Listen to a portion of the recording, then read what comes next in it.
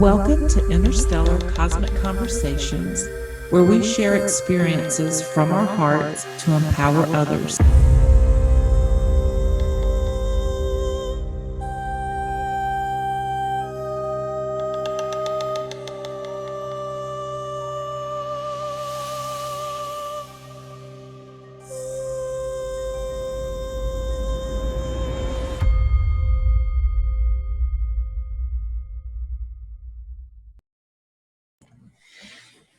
Hello, everyone. Welcome to Interstellar Cosmic Conversations. I am so excited today to be speaking with these four amazing women.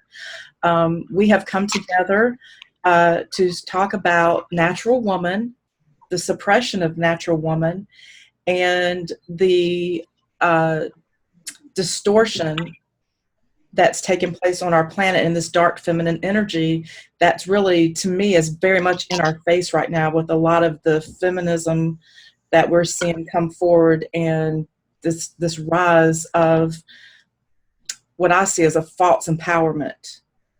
And this is something that I just feel is very timely, and I so appreciate everyone for being here. We have Robyn and Jolly D, Joe and Allison, and just thank you ladies so much for being here. Welcome. Yeah, we're all glad to be here. Yeah, pleasure to be here. Okay, yeah, thank you. And it's nice for us all to be doing this together.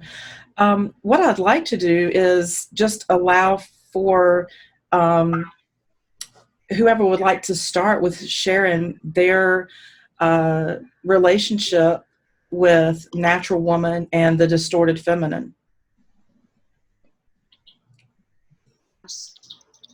I think jumping right in, right? Yeah. My experience started as a child, in cliques, in girl group cliques, mean girls. And as a child moving around, I moved around every couple of years, so I was always new. And boy, girls were so much meaner than boys. Mm. So that little experience just grew and amplified into, high school mean girl years. And it really took an effort in my 20s to concertedly seek out healthy relationships with women because I really didn't trust them. Mm-hmm. And I think, when you just said you couldn't trust them, I feel like each one of us has experienced that to a certain degree of where we don't feel safe in the presence of other women, and we have become somewhat competitive with one another. And actually, I've seen where there is joy in seeing another woman hurt. I've experienced that too, and that's something that is an open wound in so much of the distorted feminine, and that's why we have seen so much of the acting out the way that we have, because it's coming from a place of pain. Mm-hmm. Mm-hmm. And like I was going to say, sorry, you go, Allison. Now I recognize that what you just said, Patricia, about the relationship with pain. It seems like scarcity and pain really bring out the bitch. Mm-hmm. Mm. Yeah, and I was going to say, I second that with Allison, that my journey started as well, like right from, as long as I can remember. And it was through school as well. Like I just found that, women, like I've been abused by men in this life, but for me, the most amount of abuse has come from women. And I, for a long time, couldn't be in groups of women. I would just have one or two like close friends with women. But as soon as you got into that group dynamic, I just found, that the bullying and the competition and the, just so nasty. And what I've obviously come to know now is that because I was already carrying that love of the natural feminine within me, I came to realize that these women were feeling that within me, and there was a deep jealousy that was going on. So I experienced like a lot of a lot of bullying as well, and ostracism. I went to an all-girl Catholic high school, and it was a really harsh environment. So it did for a long time. I just didn't trust women as well, and I kept away from them. It's taken a lot of work to realize that, that's not the true feminine, and to come back to what I knew what her truth was and how she felt, because she's very nurturing and she's very welcoming and open, and she's there's a deep love there.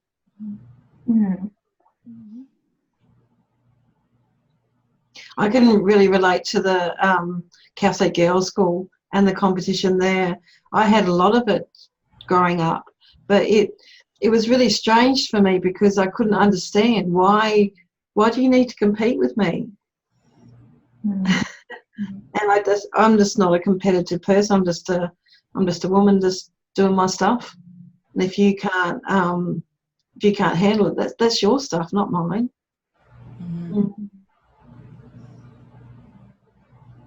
Well, I guess I have to be kind of the different one. I always seem to be. My issues with a woman started much later. When I was little, I wanted to be a boy, and I was your mega tomboy. And it wasn't till puberty I accepted that I wasn't a boy and I was a girl. And thankfully, years later, I was like, thank goodness, I'm a woman, and I really loved being a woman. But for my youth, I didn't get competition from others in the way you described, because I was not girly at all. I was just like, mucking about and riding my pony and all that sort of stuff. And any of that stuff didn't really affect me. But then as I got older and I went out into the world, I ended up being abused by a woman, emotionally abused. And that was my biggest and first and only at that point issue with that sort of distortion of wanting to control you and be in competition and all that sort of thing. So I guess, like you were saying at the beginning, we all have a different journey and different experiences. So it wasn't until then that, and I always felt different when I came out of that. Anyone else I knew had always been abused by men. And I felt like there was something wrong with me that I'd been abused by a woman rather than a man. So that's just quite an interesting kind of scenario. So, but we've all, experienced it in different ways. And I will add as well, my experience was also with the distorted mothering. So, very distorted maternal line, like lineage that I was born into. And, just to mothering that weren't able to show that nurturing side or that colder mothering energy. So that was also, I just couldn't understand, like, why I wasn't deeply loved by my mother and the women in my family. And I've come to realize that sort of death mother archetype is very strong here as well on the planet. That's very similar to my experience, and that was my introduction to the distortion. And I was sexually molested and abused throughout my childhood from earliest memory. It started at 5. And the interesting part, it was by men, but also I was handed over to these men by my mother. And I was sent away with these men even on a weekly basis, that she would arrange, situations. And so as a young girl, everything in your world, everything that you now see is distorted. Your body image, what a mother's love is, what your worth is. And so what I found myself doing in life was I started embracing shadow queen is kind of what I call her, just the shadow queen, because there was this false sense of empowerment where I had lost and I had become disempowered. I started feeling this false sense of empowerment, and it was displayed through my sexuality, through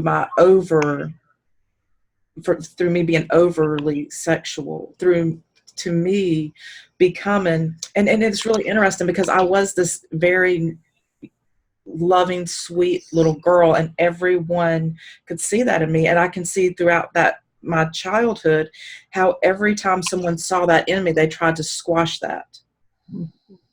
And so eventually I never became intentionally mean to where I wanted to hurt somebody, but then I was not being honest with myself. Like, I didn't think I was intentionally, but I was finding joy as I was growing up in my teen years and in my young adult years. I was finding joy in dominating a man because I was feeling empowered through that. Like, to me, sex was how I would get what I wanted, how I would feel love, because this is what had translated into love for me. Was the only thing that I was worth since I was a kid was that.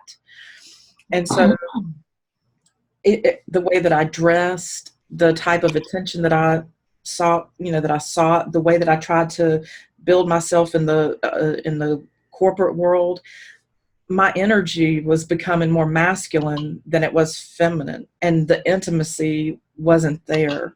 And so if someone, when someone actually approached me with intimacy, it terrified me. It felt like I was being threatened. So I was so much better at the, hey, let's get down to business, get up, go about your, what you would think of a typical man. That would be me. I had taken on that role. And if someone tried to become intimate with me, it made me feel terrified, and I would run in the opposite direction. I didn't even know what to do with that. Yeah, I mean, these trauma experiences in early life, it creates that false identity, that false self. And you go out into the world, and as you're on that track in life, and then it just grows, like, because that's the way that you have learned to get love or recognition, is by being overly sexual, as you said, or being the career woman. Like, I know that was really drilled into me in my high school, to be that masculine male in the career, and so it really pushes you, like, further and further away from that natural state of being. Yeah, and and life starts to become really painful and really uncomfortable. Yeah, and I found that the more that I went for me, and the way that I planned my journey, healing modalities have never been a solution for me. It's always been through something coming into my awareness. And once it comes into my awareness, it's like an immediate alchemy that takes place. And to me, the verbal communication, the vibrational frequency, when we speak and when we bring these things into the open, that for me has been has been healing for me. And I just began to realize the way that I had harmed other women, and my responsibility and the ownership that I needed to take for my role in this, and for embracing this aspect of myself. And that's one of the reasons that I really want us to talk about this. I don't want us to be victims of this part of ourselves that we've agreed to embrace and that we've accepted. I want to free us from this. And I feel like the only way we can do this is by not being victims, taking ownership, and, being honest with ourselves, and helping other women to be honest with themselves. Yeah, it takes a lot, doesn't it, to turn within and to really look at that side of yourself. But it is the only way. I agree. It's challenging. There's no doubt about it. You've got to face all those ugly parts of yourself, and all the parts of yourself that you didn't want to face. And yeah, so it's a deep excavation that needs to happen, but it is the only way. Yeah, you've got to go through it. And there are times when recognizing the contracts that we've come in with, even hereditary contracts, that for me, I've been working a lot with what it is that's mine to include. I've talked with my son, like certain things that he's inherited and certain things that I've inherited along our family lines of dysfunction stops now. Mm-hmm. Like, be aware of it means that now I have the capacity to see that it ends here and that I don't pass it on. And healing my lineage in both directions is really, I think, part of the value of the pain of the deep diving that you're talking about, Joe, is like, yeah, that's really hard. And at the same time, it's not just me individually that benefits. That I recognized, I imagine my shock when I discovered that one of my contracts was service to men. Service to men.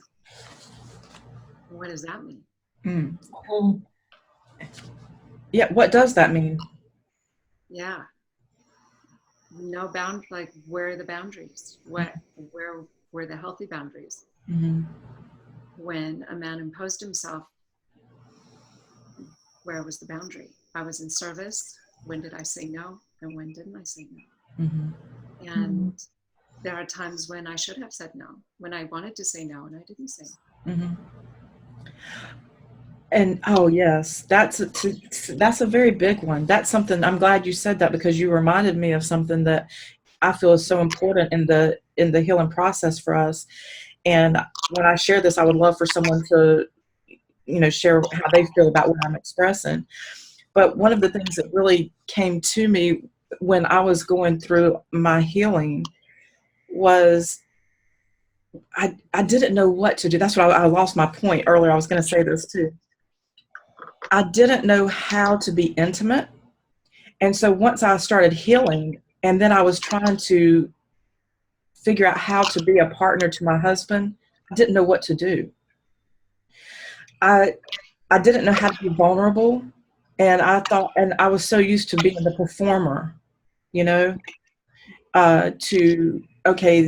sex was always a means to fill some need, but it wasn't fulfilling anything. And a lot of times it ended up in me crying afterwards, but once I realized that, okay, wait a minute, now I'm not having sex to be in power over someone.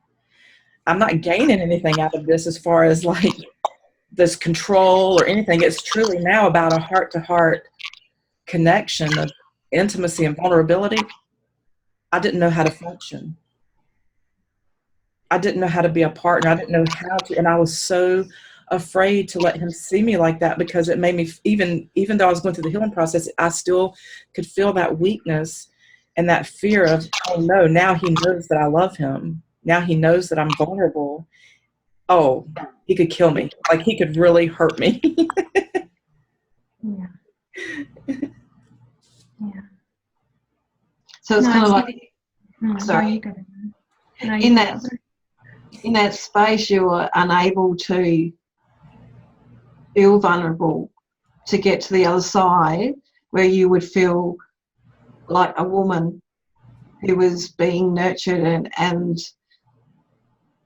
intimate with. Mm-hmm. So did you manage to get to that space? I had to know that it was okay for me to love regardless of the outcome, that it was okay for me to be vulnerable, because I didn't have to be afraid, and he wasn't going to hurt me. But I couldn't, it took me a while. There was a gap because I just didn't know what to do, but he was very patient with me, but it just felt so uncomfortable because I couldn't figure out the purpose of sex. Mm-hmm. It wasn't control anymore. Yeah. It was so, my whole life, it was so distorted that I thought, well, what do I do now? I mean, it was really a challenge. And I don't know if any of you have ever experienced that, but that was something that was very hard for me to let go of. It is really hard to, sorry. We're talking over each other. You go ahead this time. I was just going to say, I really I understand your pain with that, Patricia. It's really hard to be vulnerable and to allow that mask to fall down and be like, this is me, and to have trust in that man. Like it's like millennia that we have been, taken advantage of by men and put down by men and used as sex slaves and objects by men. So, there's all of that collective pain of the feminine that we also are breaking through in this lifetime, and realizing that it is safe to come back to the true values of what sex is and that creational love energy. So I feel that there's a lot of women working through that as well. Yeah. And the value that is traditionally assigned to women, for me, wasn't enough. I thought, well, no, if the power lies in the masculine, then isn't it better to be masculine? And the vulnerability of a natural woman isn't something that I remember having been modeled so much. And I don't know that it's not easy to find someone to point, to a model of that. And so vulnerability felt very risky. And that was, I experienced that as well, that it was better to hold a part back and feel safe and risk that deep of a wound. It was enough already as it was. That's why I invite you. Yeah, I mean, and I also had deep wounding, which did link back again to when the masculine stepped down and left the feminine here. So when, the earth and the Magdalene, she had to carry on without the true masculine here. And I had deep, deep wounding. I've been abandoned by the masculine, and I didn't know what it felt like to have support of a real man. I hadn't experienced that in my life, and that was a big one. Like to come back to that, a true man, it will hold that space and very trusting, and it will allow you to open. Whereas when you've got a man who's in that distorted energy, and you can tell that he's using sex for his, not in that pure way, then you'll close down, like as a woman, and if you're in touch with those natural energies, like there will be a contraction to a man like that. So it's beautiful when you can find a man that allows that opening. Which sounds like that's what you've got now, Patricia, which is really beautiful after the journey you've been through. Yeah. Well, we were both functioning from a place of distortion when we met one another. We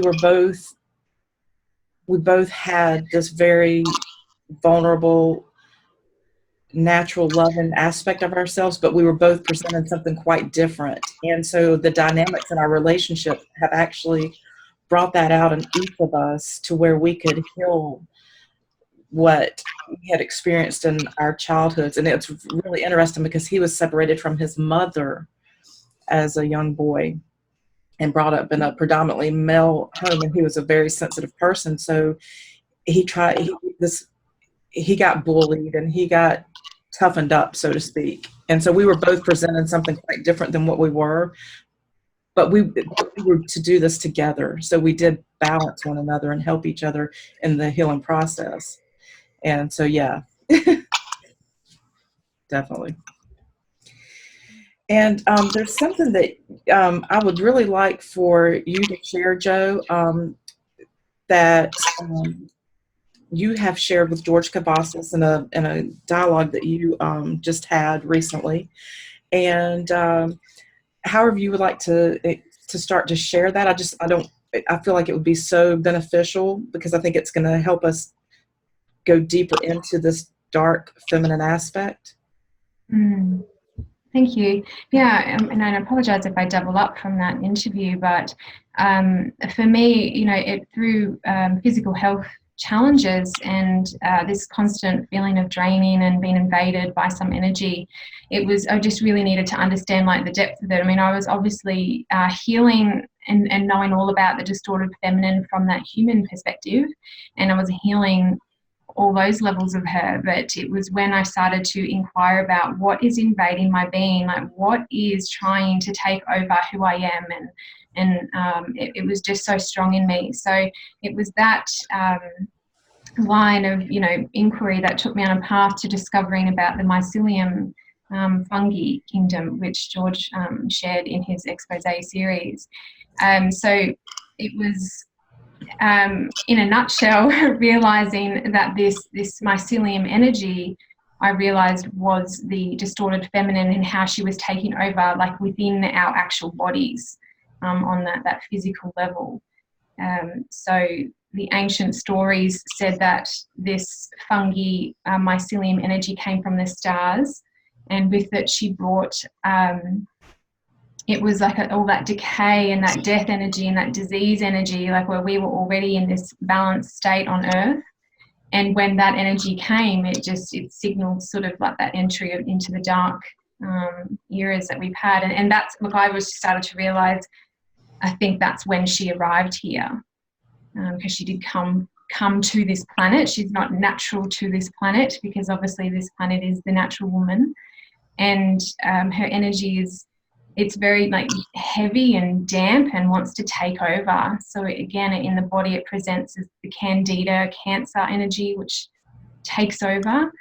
So yeah, it was going deep with that level of her was what really broke through the healing for me. I had been working with her on so many different levels, doing George's closure process, but also many years of healing this in other ways.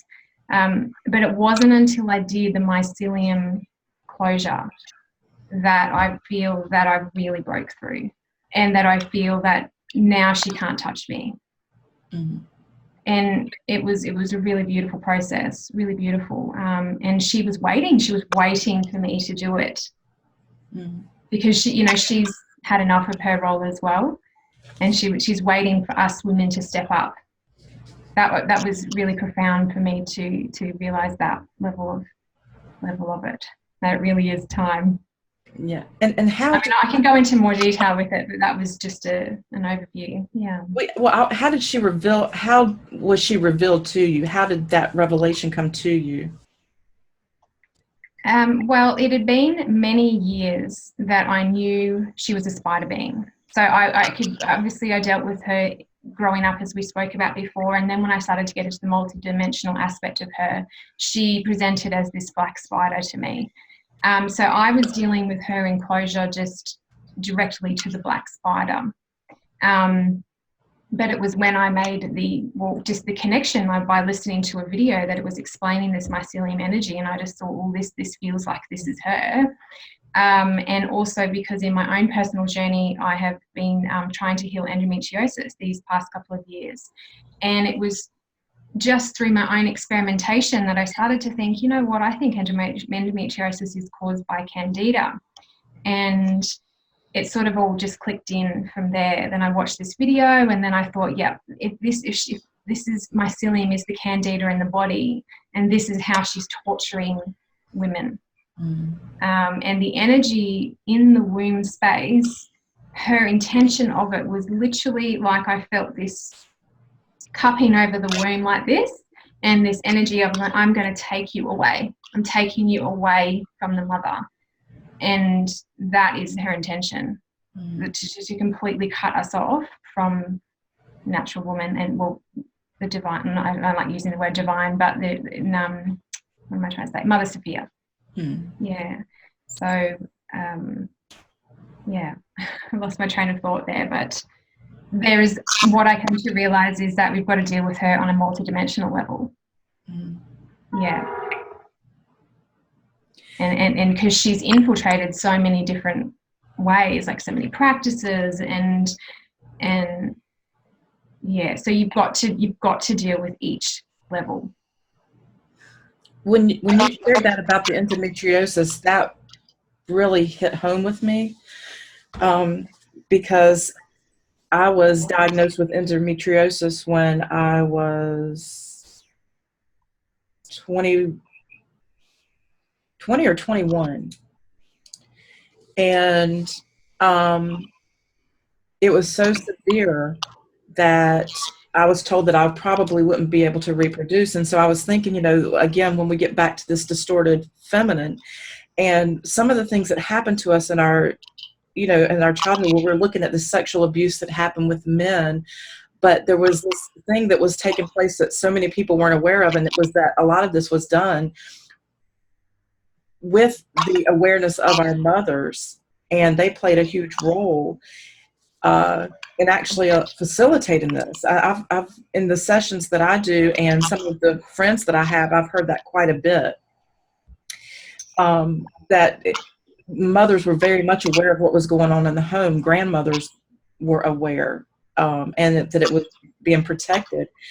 And this endometriosis that I had came from this severe amount of scar tissue that had built up.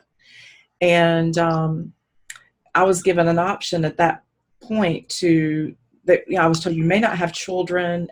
We can try certain methods, but they're not guaranteed. And so what they wanted to do with me at that point, because of the severity, was to immediately put me on fertility drugs and have me get pregnant. So at a very young age, I had to make that decision to try to have children or not have children. And so I was newly married, and it kind of put a little bit of pressure on the marriage. But I did choose the path of pregnancy. And so that I looked at the gift that I actually did. You know, I have always looked for the good in something, and I was gifted with twins. But I really connected to the energy behind the endometriosis when you shared that, because it's something that I've seen actually in the last couple of years in the environment. And I could feel the spider energy, and I would always see it in a webbed form. And I shared with Robyn, and I've shared this with my husband for the last 2 years, that I've always felt this. There was two things for me, though, and I don't know where the sulfur traces to, but I've always had this overwhelming smell and connection to sulfur and fungus, just this overwhelming fungal substance. And I just put the pieces together when you shared. I just wanted to thank you for that. Really makes sense to me. I mean, and sulfur actually helps to kill Candida. So that's really interesting that you've held the two together like that. You've felt the two of them like that. It's been like a real presence. Both of those have been a huge presence around me. And I didn't know that. I didn't know that sulfur was killed Candida. Yeah, it's one of the ways that I'm physically trying to flush it out now is through MSM powder, which is the sulfur. Okay. It's a really powerful detoxifier, so just go slowly if you try it, but it's working, yeah. So she'd obviously do 3 S's, sunlight, sulfur, and I've completely forgotten the third one. It'll come to me. Those 3 S's, the way to kill it in the body. Well, now the sulfur has actually been coming out of the pores of my skin. The sulfur would be like I could touch my skin. So that had to be coming from an internal healing process that was taking place. Because I could smell it on my jewelry, or I can smell it'll be around me, but the fungal always feels, I shared with my husband, I said, it feels like we're being terraformed in this fungus. That's what it feels like. Yeah. And our natural, the way that they have interfered with our food and our environment, that actually our food now doesn't have as much sulfur as it should. So we're being depleted in sulfur, because obviously then it helps her to take over. And I did remember the other one, it's sodium bicarbonate. Oh, okay. Okay, yeah. That makes sense. Yeah. Yeah, so it's very interesting. And again, back to that endometriosis, like women are so severe that they're having to have hysterectomies. Like they're just, and again, that taking out energy, let's just take it out.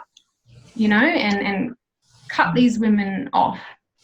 And so I just found that was really the only, you know, solution that the medical profession is coming up with for women. Yeah. But that's masculine. That's still a very masculine industry, and I use that word very specifically because it is, and that serves their agenda to emasculate, in essence, the woman, the female. And there's studies to say that it is usually women in that career path who are in their masculine energy that develop the endometriosis. So there's a connection there with women being pushed away from their natural feminine state and this developing. Yeah. So it all ties in, yeah. And I stay away from, I'm just one of those that I just don't go to the doctor. I do everything that I can organically, naturally, and I just have decided, you know, look, if I can't do it naturally and organically, then it's meant for me to move along. Me too. Yeah.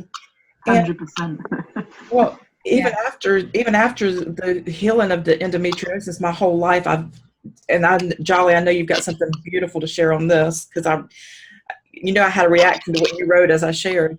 But I've had extremely harsh menstrual cycles my entire life, to the point to where I had become anemic, so I'd have to treat my anemia, and just very excessive. And most women that went through what I went through would have probably had a hysterectomy, but I have just dealt with it myself as much as I could naturally. And now I've come through menopause, and I haven't had to have any kind of procedures or anything.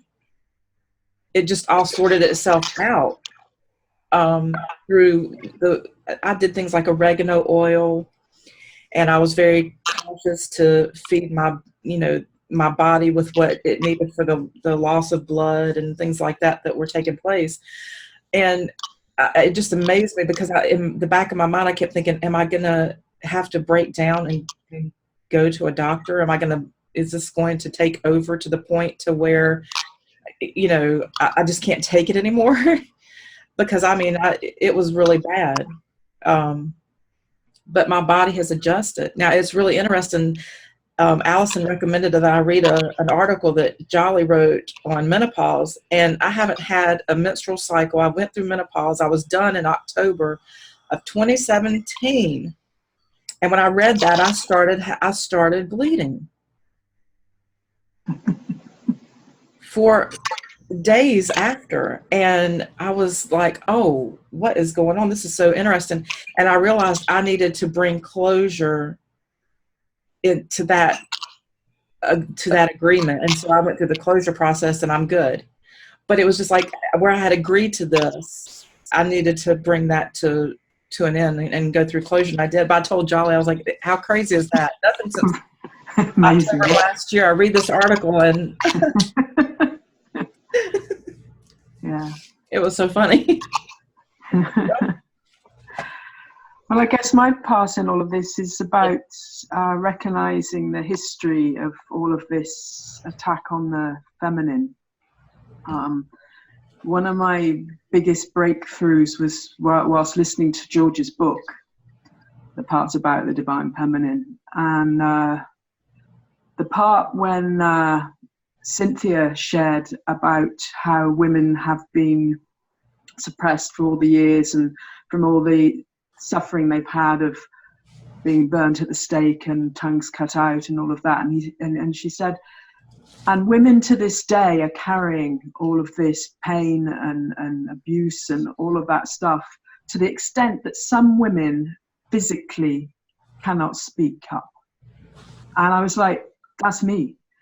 From a very young age, I think I came in wanting to be a boy, because I had suffered so greatly as a woman in a previous life, because I just wanted to be a boy with all my heart until puberty or whatever. And I couldn't speak up for myself. Even at like maybe 14 at school, I wanted to give up a couple of subjects, and the teachers were like, "That's fine, just go. You just have to talk to the prime minister, the headmistress, and explain to her, you know, what you're thinking about this." So off I go to the headmistress, and I'm sitting outside, and I'm like sweating and shitting bricks or whatever. And I go in there, and literally, I could not say one word. My throat would lock up, and I would start blubbering. That I couldn't speak. I literally, physically couldn't. And then I got stuck in this abuse from this woman, partially because I couldn't speak up and say that I want to leave. And I got stuck there for 18 years because I couldn't speak up. But when this came up in the book, and Cynthia, she said, and I clearly remember, she said, "And I'm here to tell you it's now safe to speak up." And from that day, I haven't shut up.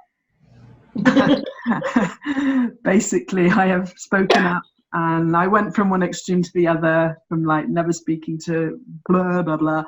But that's something we've carried as the feminine. And the other thing that came very quickly from reading or listening through George's book was the attack on the divine feminine, or I know we don't like using the word divine, let's say natural feminine, to the extent that everything that women have gone through in the way of cycles, like you just described, Patricia, luckily I didn't suffer any of that, and mine was very easy.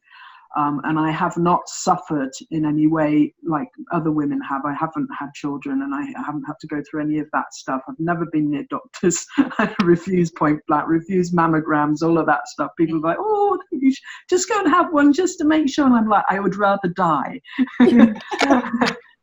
But as I went on, and I was recognizing what George was sharing in the book about how, you know, the natural woman has been suppressed and suppressed. At that point, I had started menopause, and the only symptom I've had, thankfully, which is for me bad enough, is the heat flush thing. And very quickly, I recognized, for me, what I felt was it was a blatant attack. Because when you get to your 40s, and probably most of you recognize, and you're getting there, Johanna, but when you get to your 40s and mid-40s, and particularly if you've gone through a lot of this letting go of your stuff, which I had, I started to love myself. I went from, you know, not recognizing who I was and any of that stuff to absolutely really recognizing I loved myself. And I knew what I wanted, and I knew what I wanted to do in the world to help others and all of that. And when I recognized that basically when we get to that point, 40s, 50s, you kind of know who you are. Those that have had children have let them go, and you've got a lot freer in your world, and you know what you want, you know what works, you know what you can do to help and encourage others. But bam, you're hit by menopause.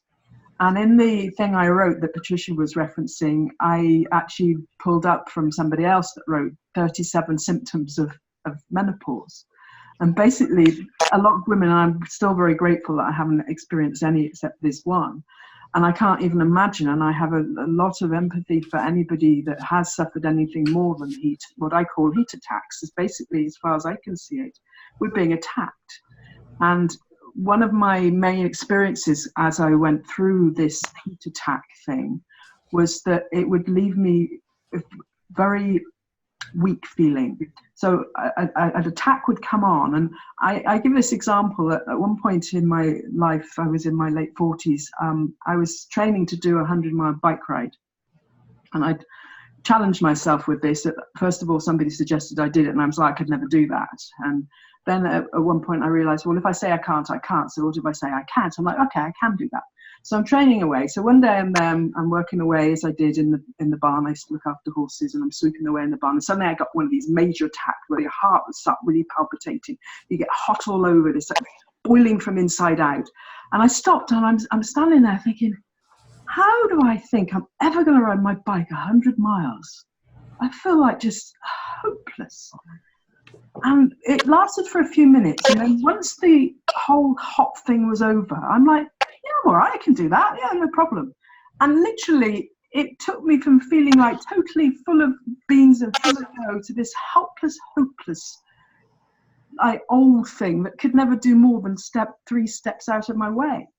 And I recognized that this whole thing that's called menopause is an attack on us to stop us being the powerful. I mean, I think we can even take back our inherent powers of all this, like healing ourselves and communicating with each other heart to heart, transporting ourselves from here to, Australia. I mean, I should be able to just pop into your room there.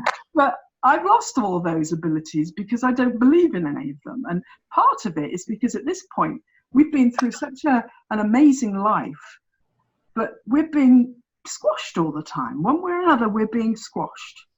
And that is my theory behind it all. Now, and then what led me to write the thing I wrote, and I called it Offer, What Offer? Because basically I've come to the recognition that everything in life is an offer. And this whole thing about menopause, I believe that it's an offer. Are we going to accept it or not?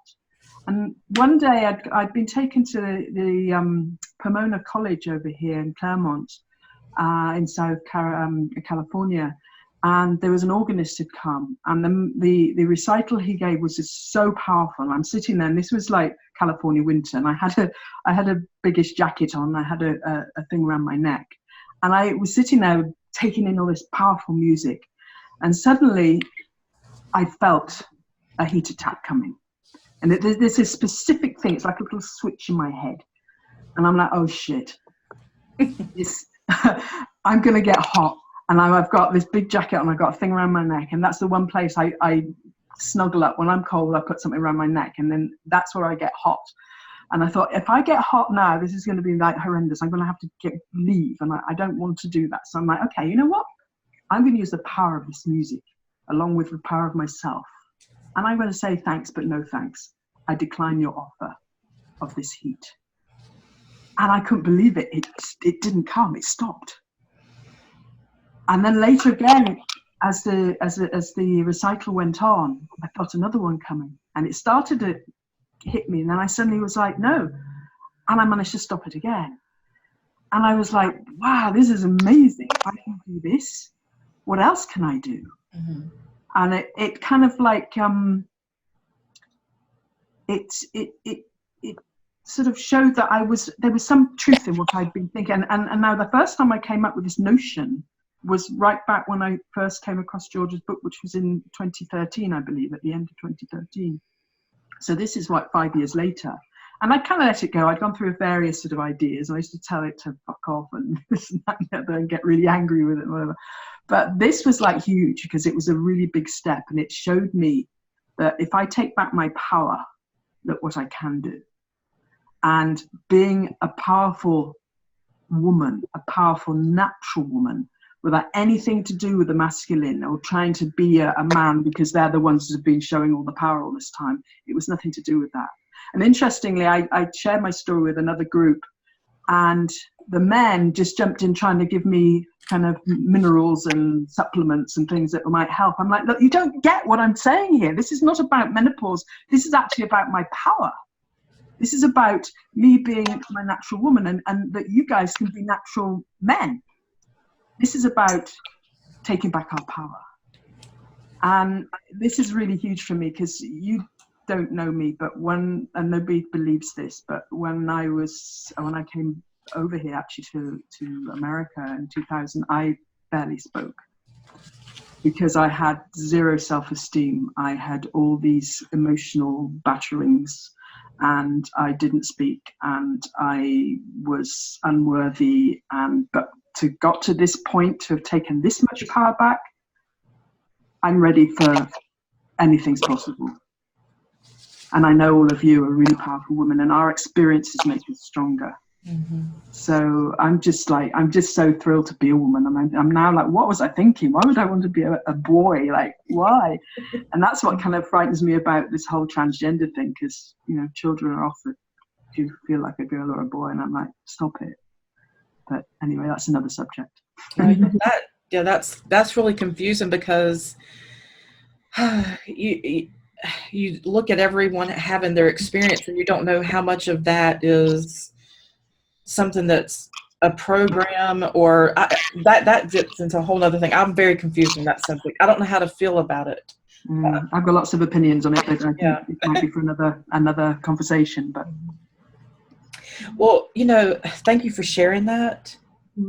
And I want to say something that really came to me when you were expressing this, is how interesting when we are coming into that period of our life to where we're going through menopause. It's really at a time when we're coming into more of our own personal empowerment, where we are comfortable more so in our skin, when we are getting closer to, getting away from like having to be financially supporting ourselves and in the ways that we've had to our whole life. And it's actually a time where we would have the freedom to really enjoy and to step into our own. And it's almost like you're getting a smackdown. Yeah, exactly. And it can be debilitating. Yes. And so that very much, you can feel that part that's intended to stop that process.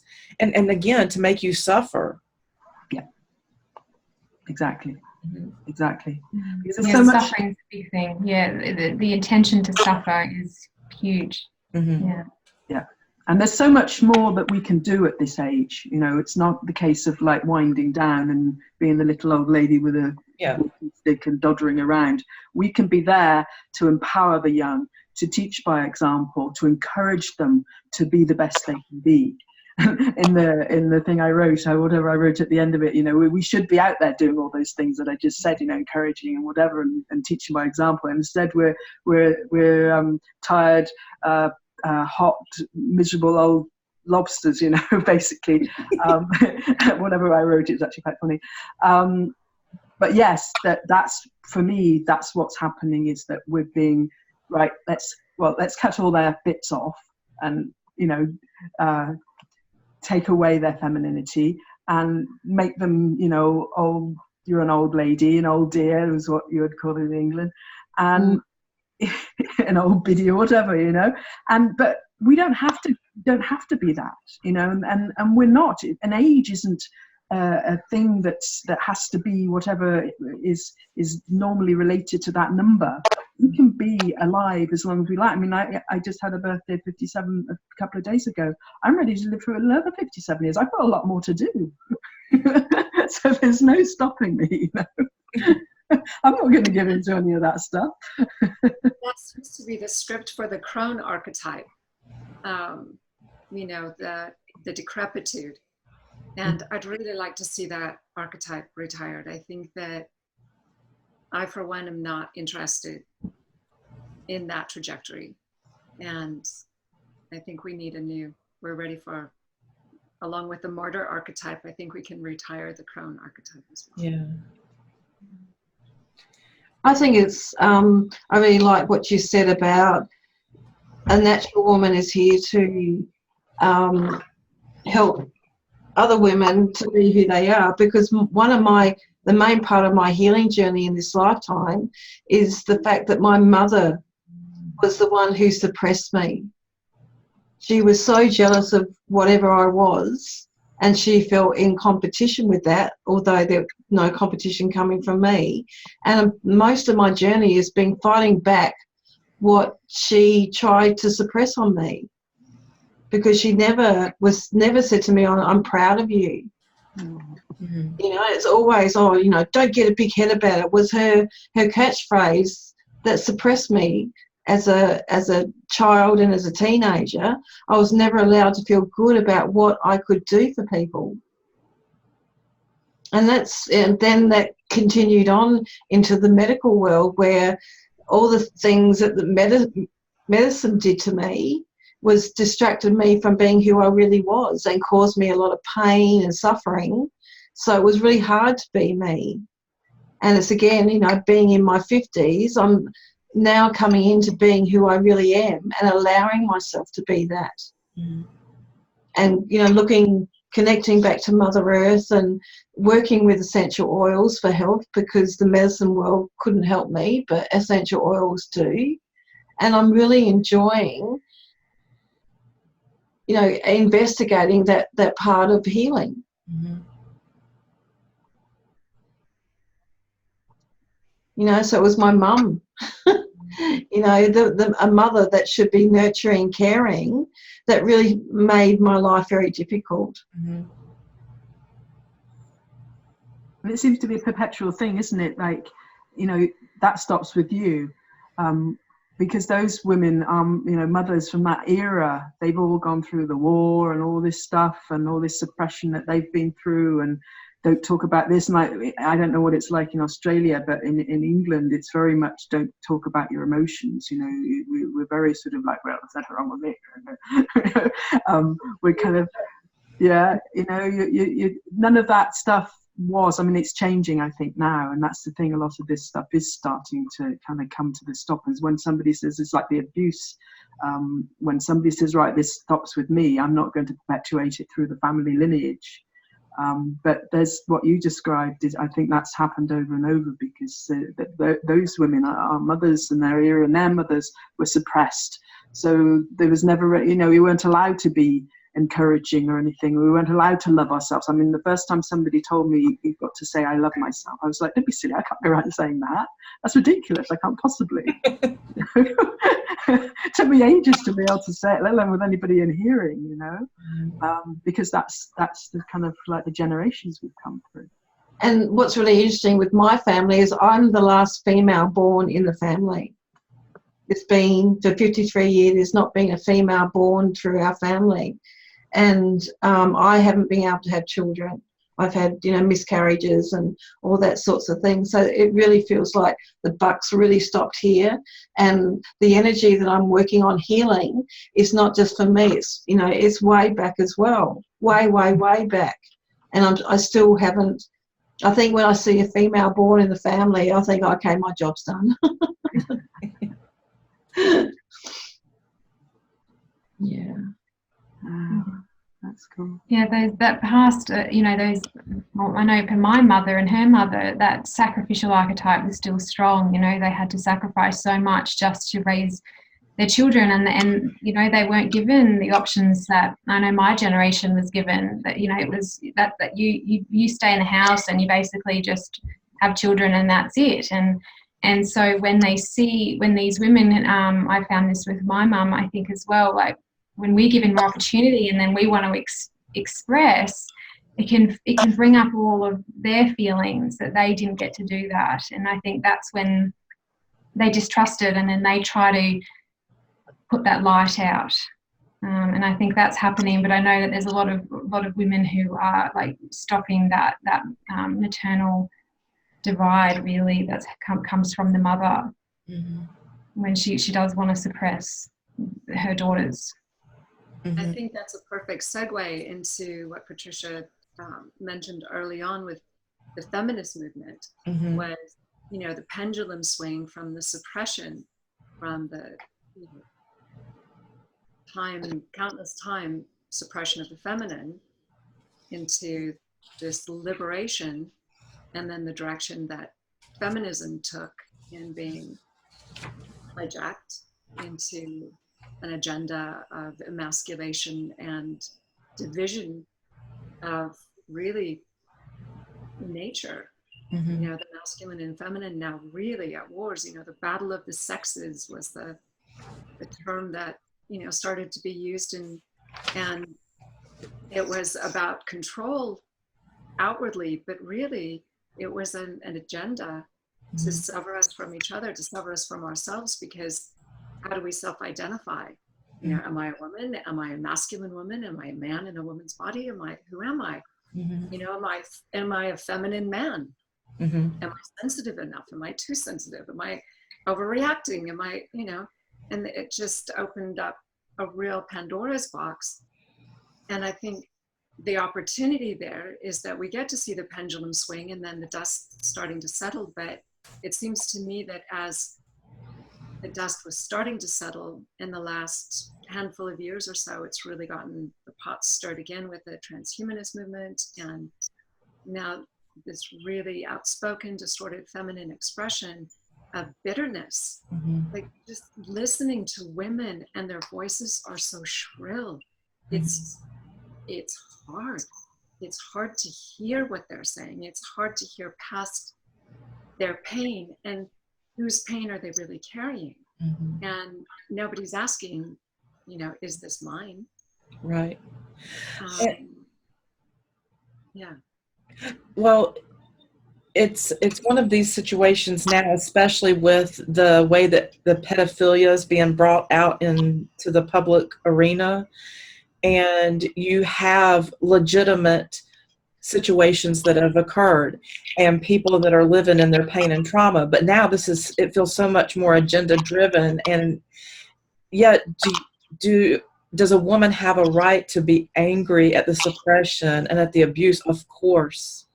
We have a right to have that anger, but we don't have to take that and direct that on emasculating every man and blaming every man for the things that have happened. In fact, as we've been sharing here today, we can also see where the feminine has played a big role in this. It's not just the masculine. So it is we're all functioning from a place of trauma. We're all in pain. This distorted feminine, she's suffering, and she wants us to suffer too. It's kind of, you know, she wants us to be in the victimhood and to feel the anger and the need to lash out at others, at men.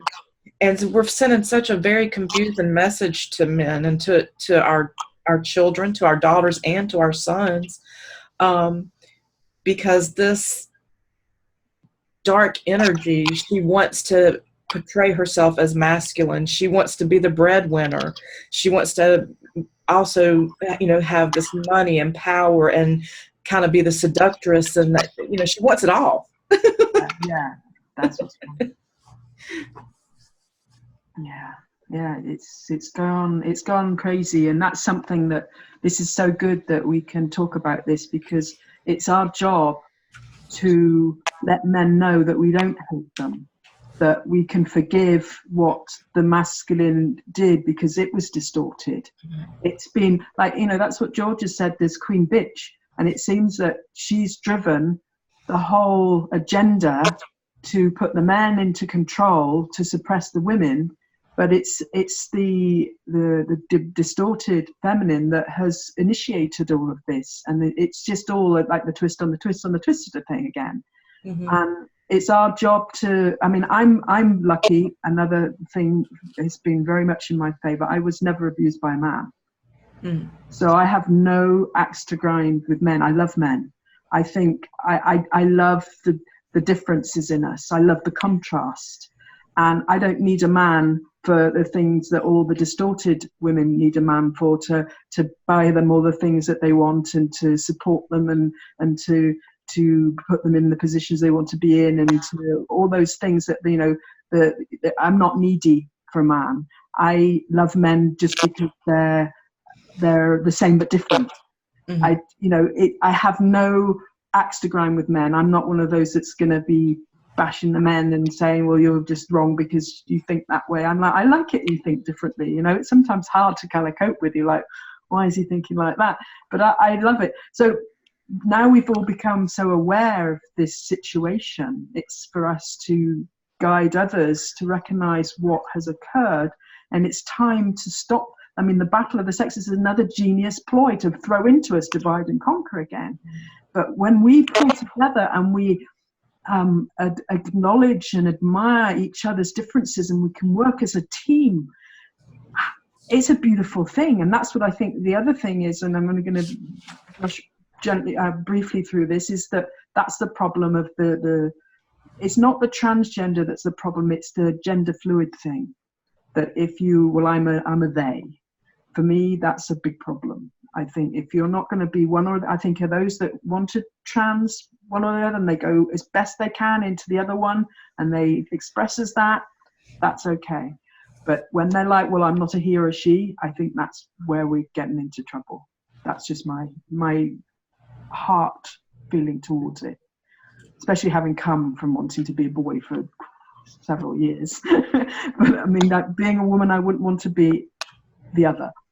But I think I love to respect the opposite, and there's a really good reason that there are the balance between the masculine and the feminine here in this reality on this earth, with Mother Earth and Father Sun.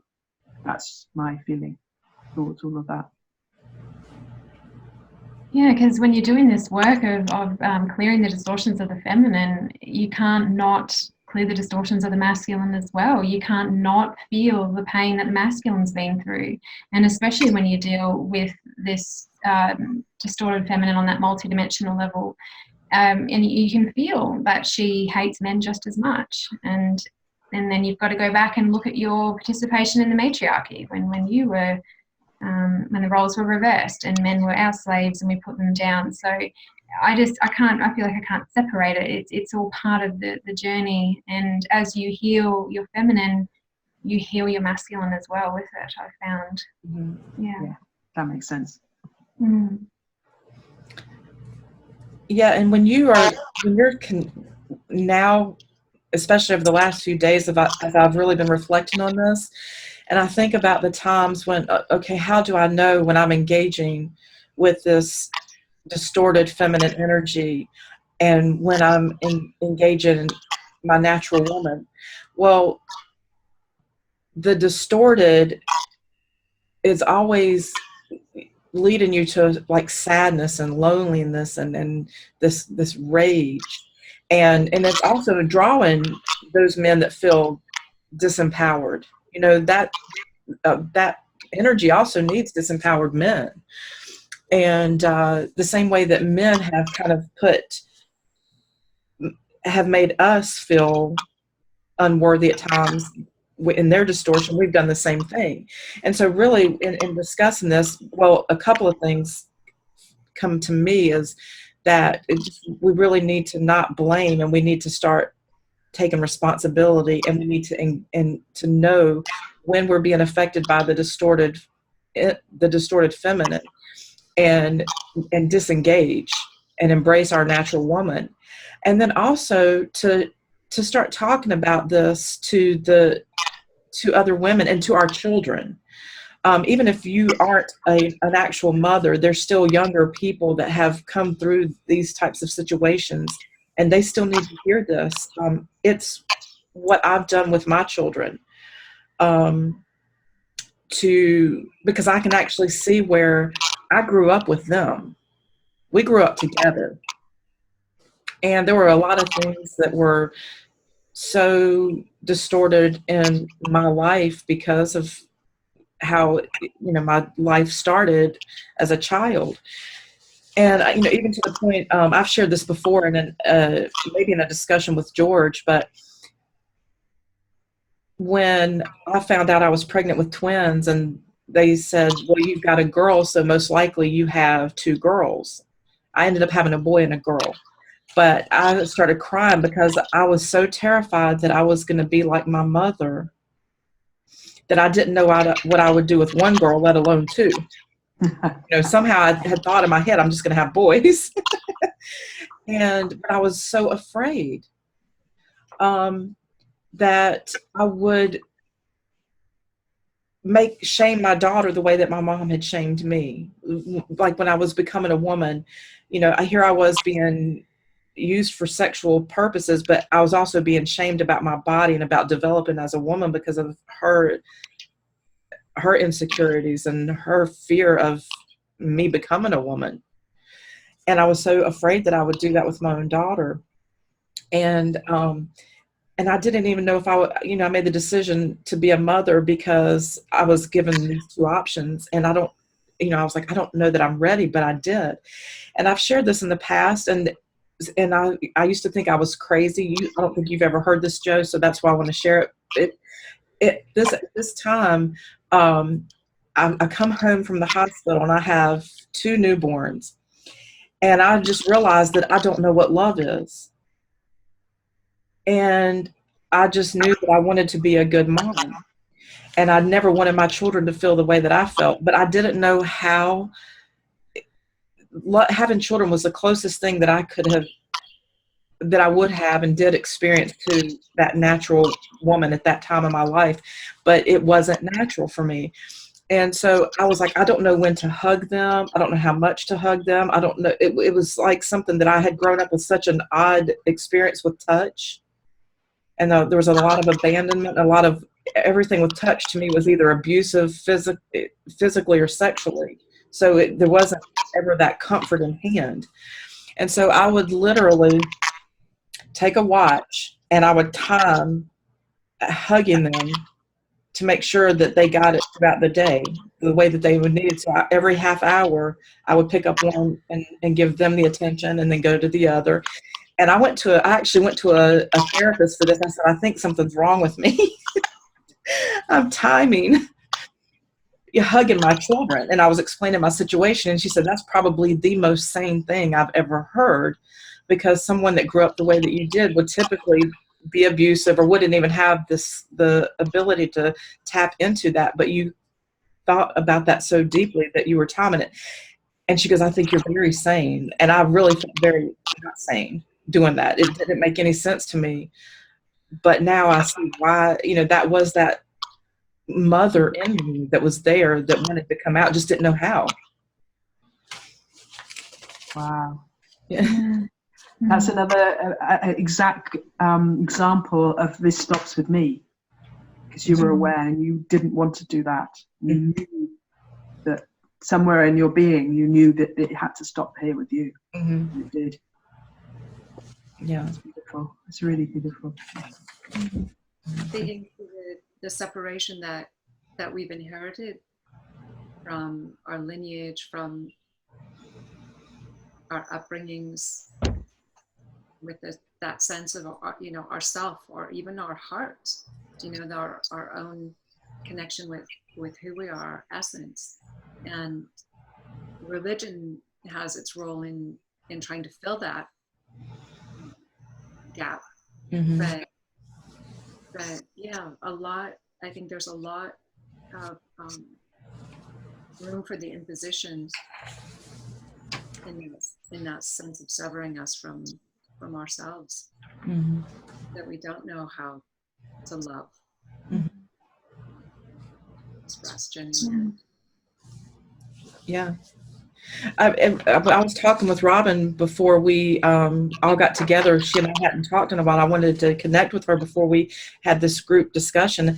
And I shared this earlier before we started recording. And when I was speaking to her, I was like, I just didn't really have a natural woman role model. I couldn't, if someone were to ask me what natural woman is, I wouldn't even have known who that I would have looked at in my life and seen. I saw glimpses for brief, moments with different interactions, maybe with extended family members, but on a consistent basis, that just didn't exist. But I did realize that natural woman is in me, and it's really up to me connecting to what's inside of me and not having to look at someone else for that. And that really has been with me for the last few days, that how much we need to reconnect to ourselves to find that, because we're not going to always have role models. That's right. I wrote a couple of notes just to kind of remind myself of a few things I'd like to say. And what I wrote about, from my perspective of what natural woman is that she does not express herself as the mainstream false feminine. She chooses to express herself as her true, authentic self, not having any need for approval or any archetypical ways of expression. She is strong and not at all needy. She's independent, but she's also a nurturer. She loves to nurture and love, so she generally has others around her, but not because she needs them, because she chooses to have them around her so that she can support them as they in return support her if she wishes for that support. It's really, she doesn't have to encompass this so-called archetype of being feminine.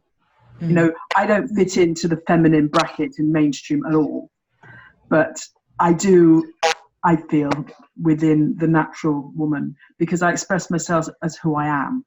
You know, I don't have to dress up in all this stuff to be feminine. I just am me. And I think that we're all different. We're unique, every single one of us.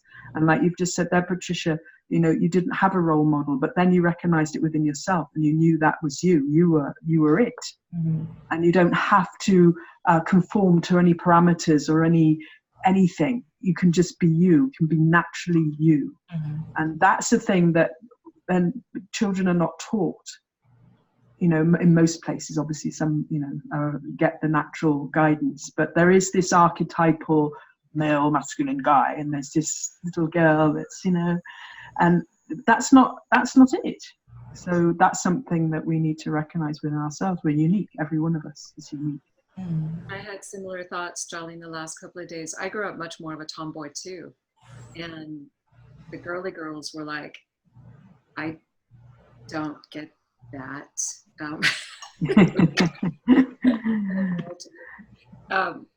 It looked appealing, but I thought about, you know,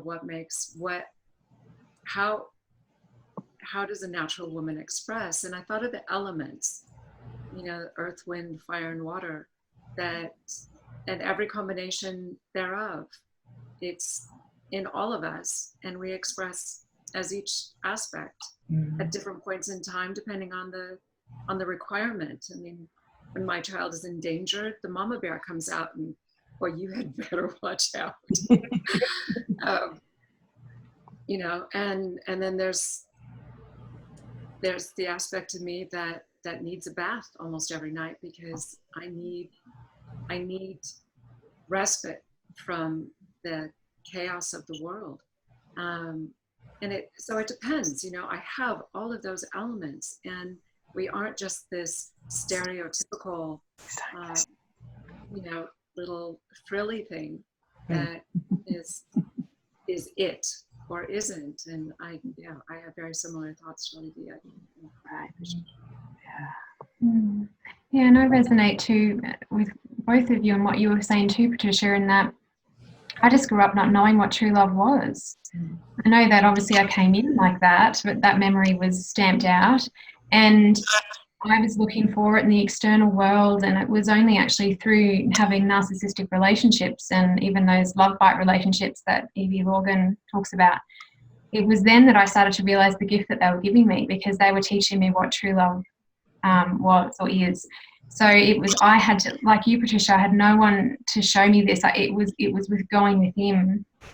And when I started to connect with that true mother and you know, to the heart of the earth, I had tried all the shamanic methods, all the methods that they say to heal your inner child, and it wasn't working. I did not know how to love and give my inner child what she needed, because it wasn't modeled to me.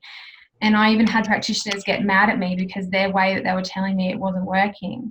And it was only when I went deep within and felt, like, did the clearing so I could access that love within, and that beautiful mother energy poured out of me, that my inner child went, oh, this is what I've been waiting for.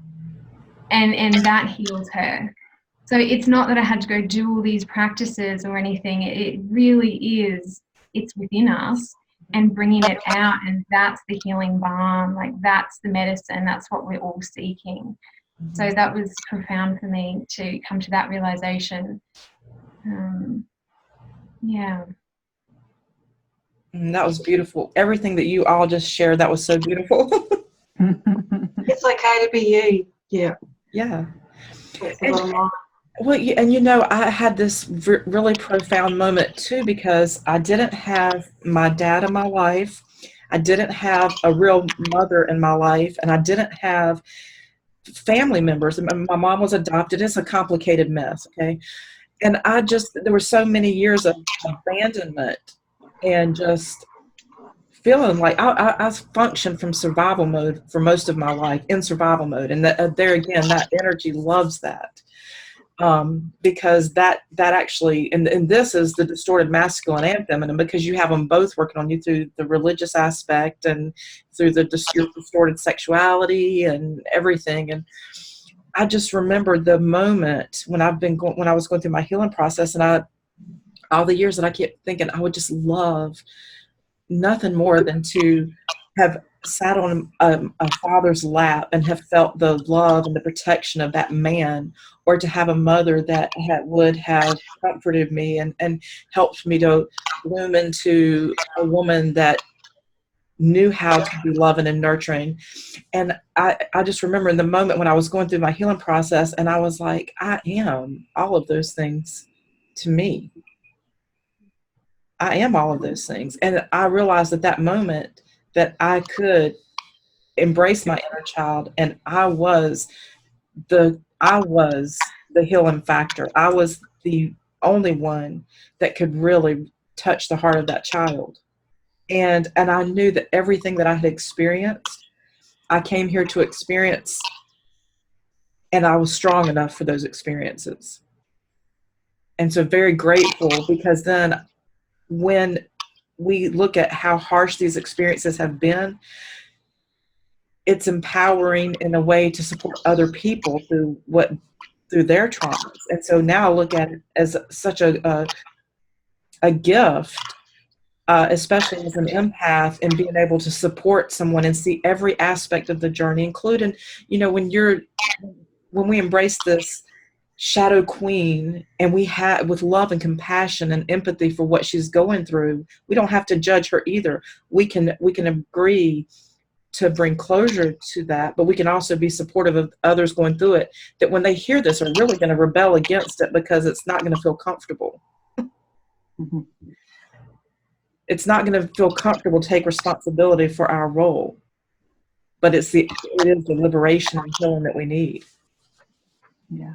Mm-hmm.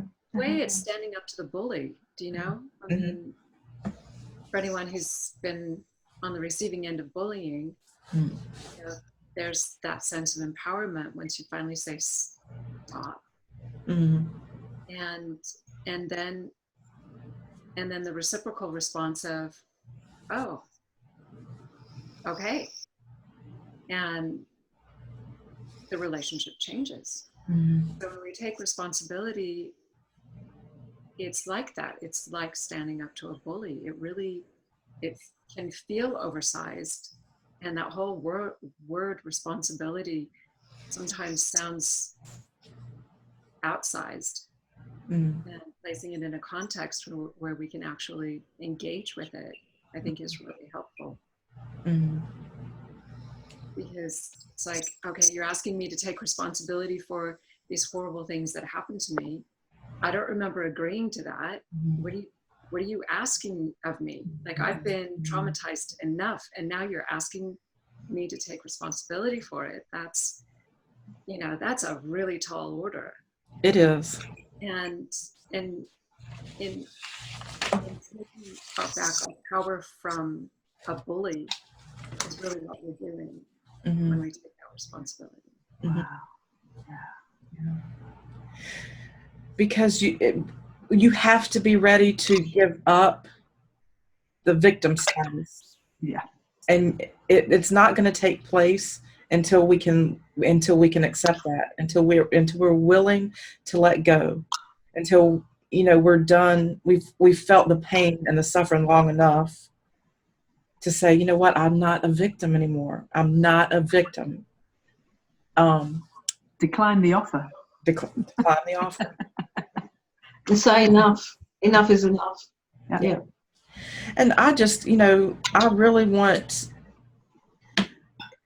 I'll just share something that hit me one time when I was out, and it stuck with me. This has happened years ago, and I was looking at the way that we women have viewed one another, the competition that we've created against each other, and the fear and jealousy that has been with us for so long. And I was in a restaurant with my husband, and we were sitting at a table with a mom and a dad and a little girl. I wasn't dressed appropriately. The little girl looked at me, and then she looked at her dad, and then she looked at her mom, and then she looked at me, and I got very uncomfortable. Because in that moment, I realized she was a very young girl, but she was actually there was something that was taking place already in that young mind to see if her dad's attention was taken away from her mother because of a woman sitting over here very inappropriate. And I felt, for the first time, I felt like ashamed. And what that really translated into was, I can see what we have, the way we've harmed each other in that feeling of insecurity, that we are going to take away or steal the love from a dad. Like the little girl's like worried about, is my dad not going to be here, or does he not love my mom? And that really hit me hard. Like, what are we doing to each other? And that changed the way that it was just, I thought, if I could avoid that, why wouldn't I? Even if it's silly, even if it's programming, because of, especially in the South, you know, there's a lot of conservatism and there's a lot of brainwashing that goes on, but it doesn't matter. That's something that's been created, and why would I contribute to that? I really felt that little girl's pain, that part of that sadness that she was feeling, and that fear, that has stayed with me, and that changed my feeling of responsibility for how I present myself to women and to children. That's an amazing insight, Patricia. That's really just phenomenal to experience that, and then, you know, incorporate that into your being and expression. I've seen in teaching and in the life of my nieces, how little girls, through dance, through sports, are sexualized. I've seen like elementary school competitions, you know, talent competitions, where the mothers are hollering, you know, hollering, I mean, it's in a bigger space, but to their little daughters to shake it, you know, and I'm like, they're 8. Right. Like what? You know, I mean, it's really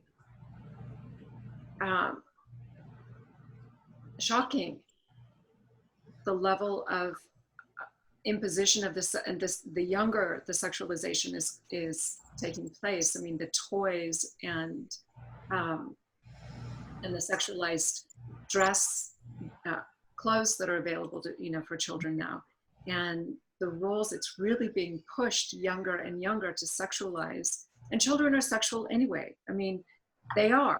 And to twist that and redirect it in this really unhealthy way is another level arena of imposition that we've seen as well. And, you know, ties into the pedophilia.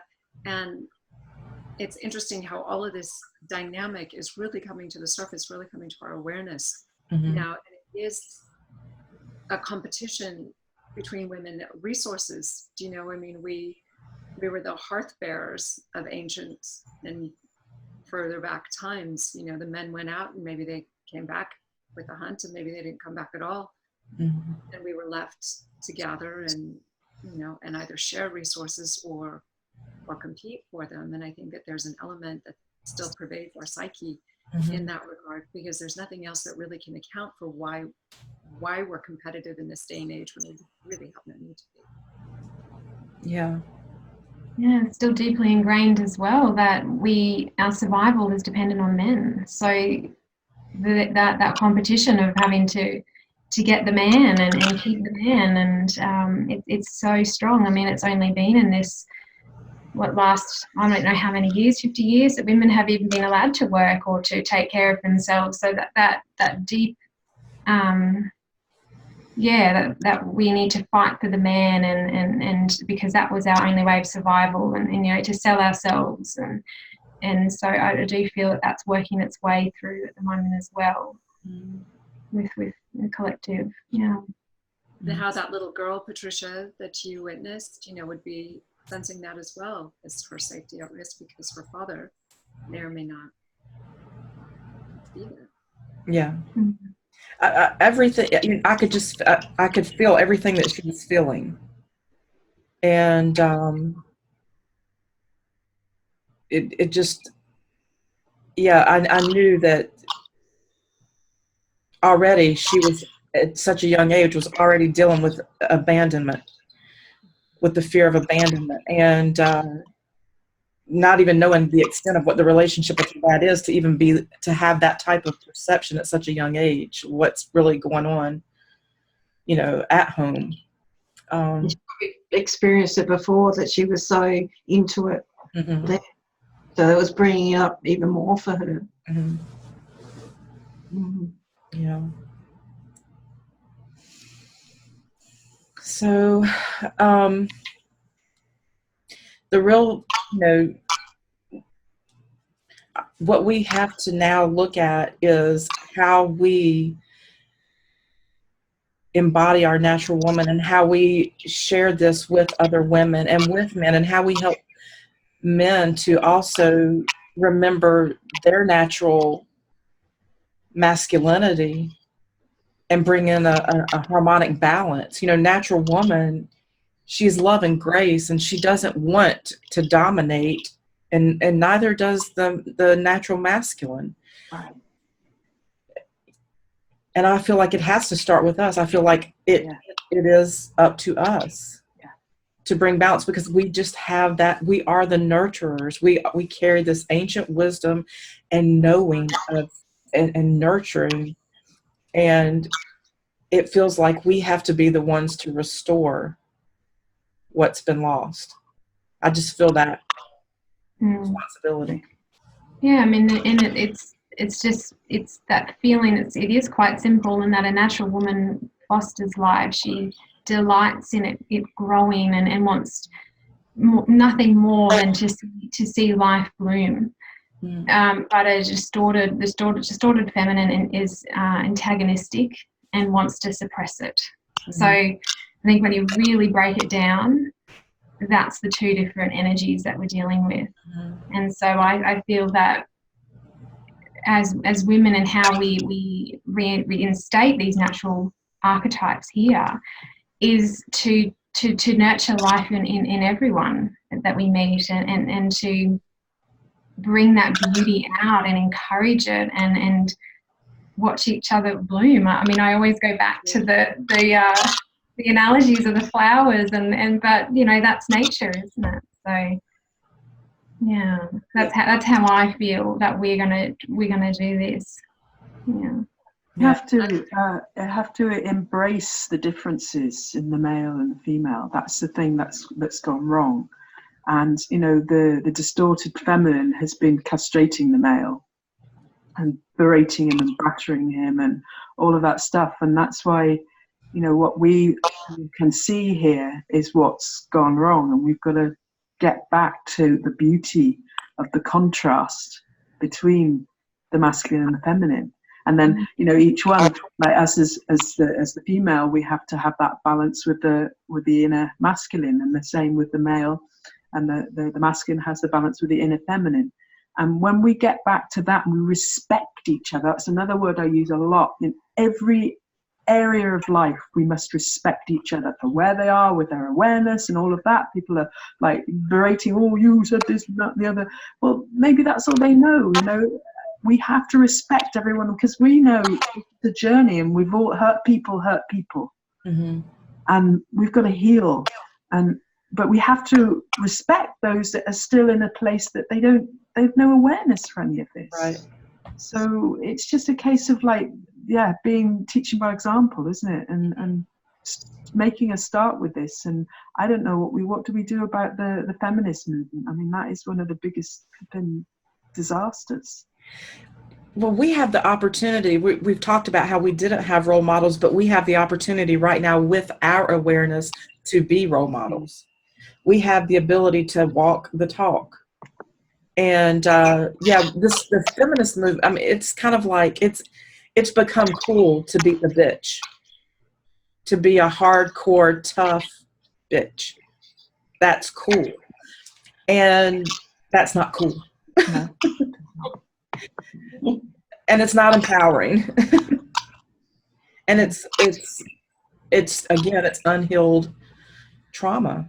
I see that in some people that I know personally,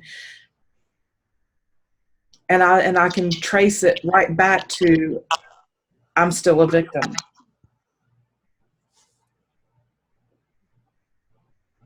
Yeah, it's hard to step out of that victim role, and I felt like it was really having to step out of being the child. Mm-hmm. I was still in this role of I want mummy and daddy to come and heal my wounds for me, and I stayed there for ages, and although no one was coming to save me, there was no man on the the white horse riding in. It was just all of those. You've got to smash through all those illusions, and you've got to kind of grow up, and it's really hard, and you've got to stand there and go, okay, well, this is my responsibility, and I've got to go and do this myself. I've got to give it to myself, because when we're all looking outside and wanting everyone else to give it to us, then we're all empty. It's so cliche, but it really does come from within. You've got to, it's from within to without.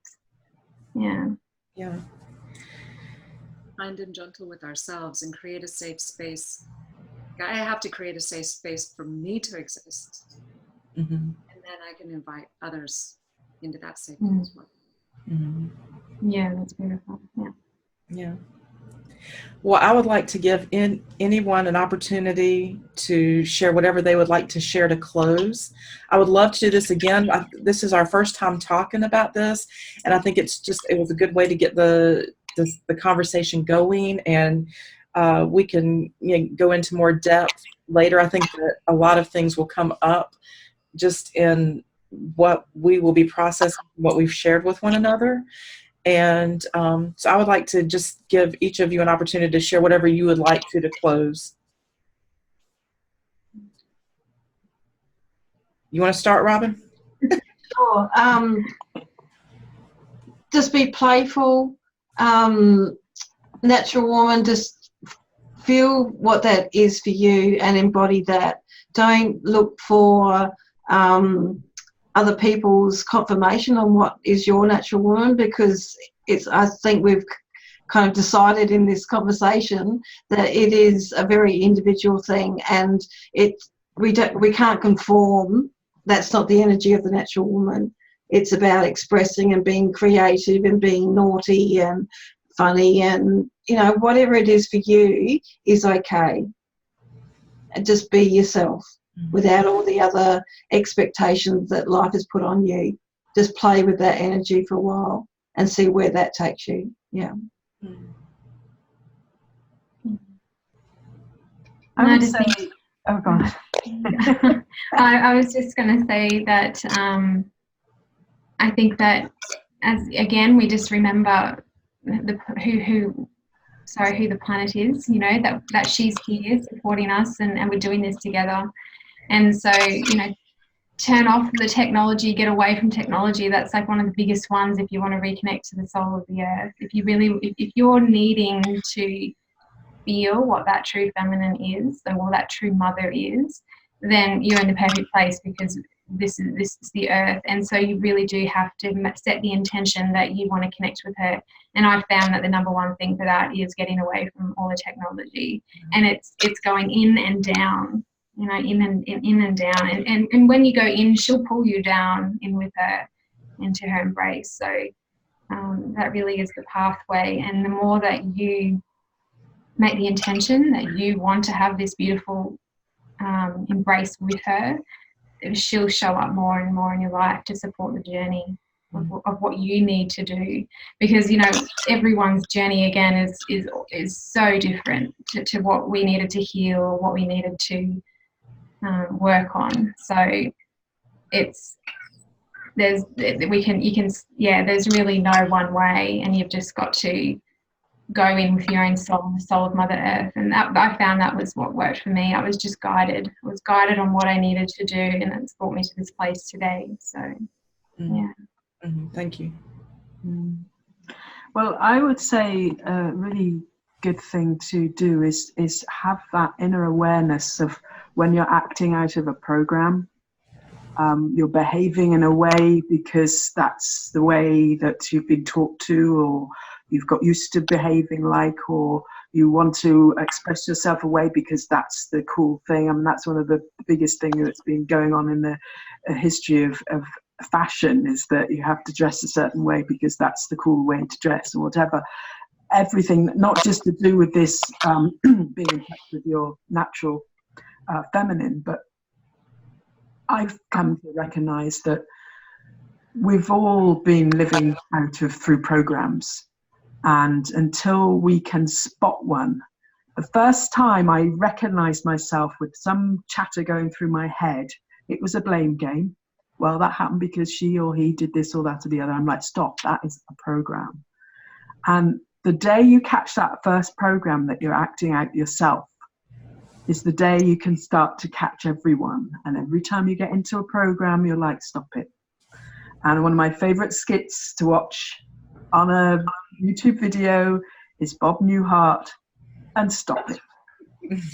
Just put that into YouTube, Bob Newhart, Stop It. I've watched it 1,000 times and it's absolutely brilliant.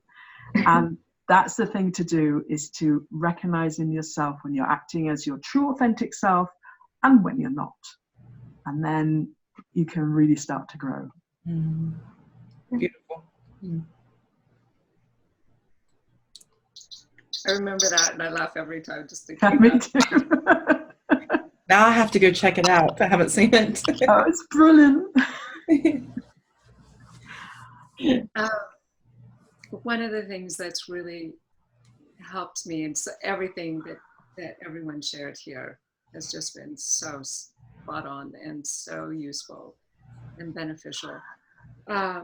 Laughter is, I'm going to end on that one, is we have to remember to laugh because it brings breath and it's fundamental.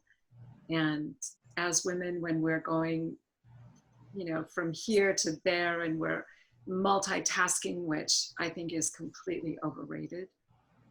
Stop it. Laugh, just stop and laugh and allow the breath to take you into that quiet space, because it's a really genuine piece. We get so busy we forget to do. I agree. And embrace who you are. Don't be ashamed of your past. Don't be ashamed of your experiences.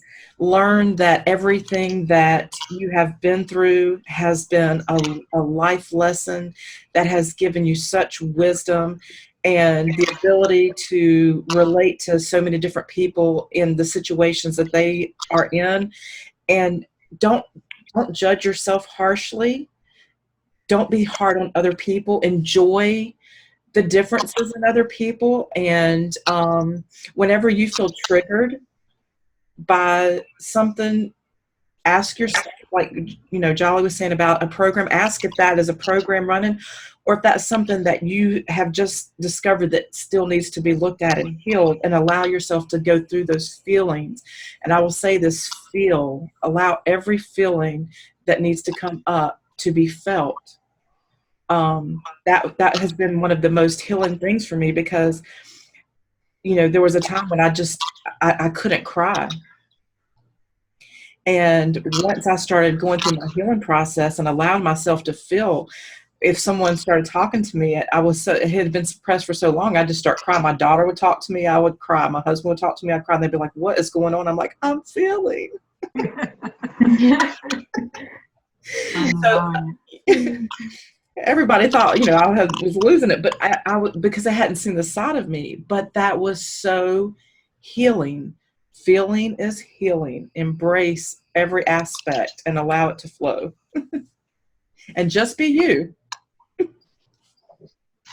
No one else can. That's right. Okay, well, this has been awesome. Thank you so much for being present and for sharing all of your insights and wisdom and your experience. And I really do hope that we can do this again. Yeah, absolutely. Thanks so much for having me. Yeah. Oh, yeah. Thank you. It's been really lovely. Thank you. Yeah. Yeah. You're welcome. All right. Thank you. Thanks, ladies. All right. See you. All right. Bye.